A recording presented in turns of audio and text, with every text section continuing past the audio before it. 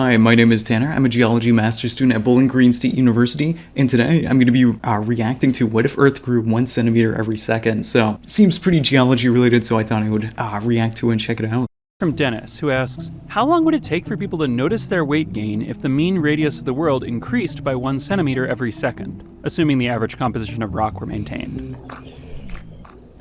Let's imagine the whole Earth, from crust to core, starts expanding uniformly beneath our human structures, which Oh, okay. So just like everything expands uniformly. I feel like this is going to be catastrophic very fast. To avoid another drain the ocean scenario, we'll assume the ocean expands too. When the Earth started expanding, you'd feel a slight jolt, and then you'd be moving steadily upward at 1 centimeter per second and wouldn't feel any kind of ongoing acceleration. For the rest of the day, you wouldn't notice much of anything.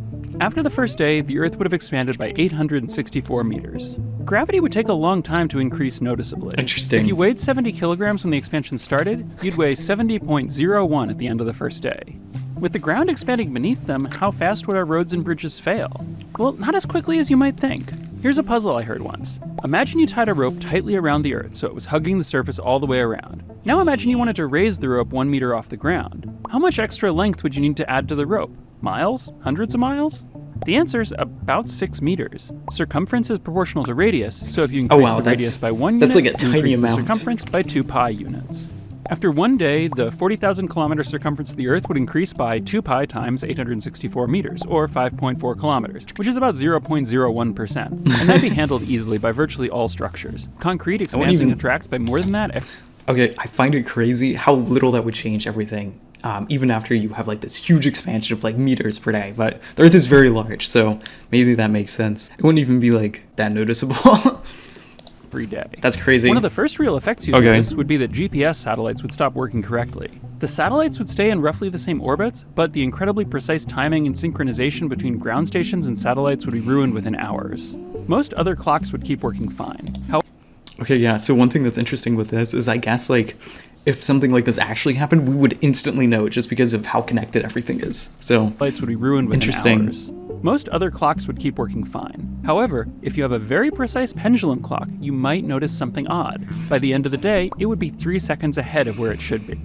After a month, the Earth would have expanded by 26 kilometers, an increase of 0.4%. Surface gravity would also only have gone up 0.4%, even though the Earth's mass would have increased by 1.2%. Surface gravity is proportional to radius, which is because as the planet grows, it gets more massive, but you also get further away from the middle. You wouldn't notice this difference in weight even using a scale. Human body weights vary by much more than 0.4% over the course of a day, let alone a month, and gravity itself varies by this much between different cities. What you would notice is the expansion. You'd see lots of cracks opening up in long concrete structures and the failure of elevated roads and old bridges. Most buildings would probably be okay, although those anchored firmly into bedrock might start to behave unpredictably.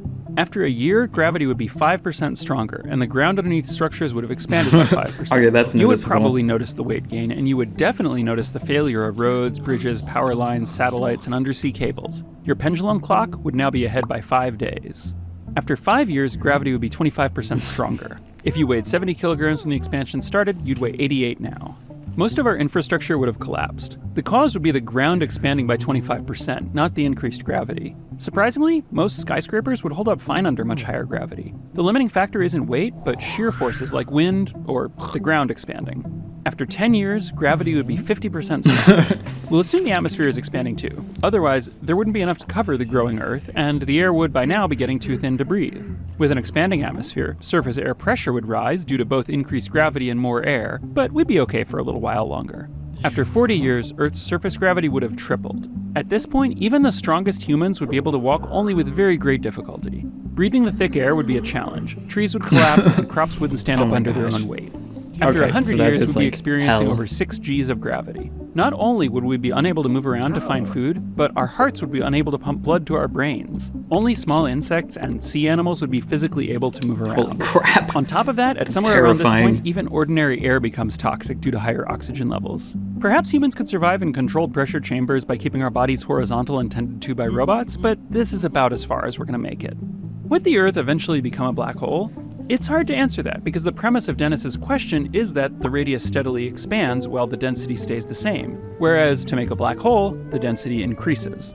Under realistic physics, by adding more mass to the Earth, we would eventually exceed the strength of the chemical bonds to withstand the growing internal stresses, and the Earth would contract rather than expand, collapsing into something like a sputtering white dwarf star held up by electron degeneracy pressure. Then, after around this just turns into 1500 years of astrophysics. expansion, if the Earth's mass kept increasing according feel to like the original XKCD premise, always after does 1500 this. years, the Earth would pass the Chandrasekhar limit for white dwarf stars and become a black hole. But before it Terrifying. gets that far, it's a shame humans wouldn't survive 300 years because at this point, something really neat would happen. As the Earth grew, the moon would, like all our satellites, gradually spiral inward. After several centuries, it would be close enough to the swollen Earth that the tidal forces between Earth and the moon would be stronger than the gravitational Earth would have a forces holding ring. the moon Oh, together. wait, that's what he's getting When at. the moon passed this boundary, called the Roche limit, it would gradually break apart. And Oh, the that would Earth look so cool. For a short time, I think in have Ordovician, rings. Earth had a ring. Yeah, there's like an idea in geology that maybe during like the Ordovician, Earth had a ring. So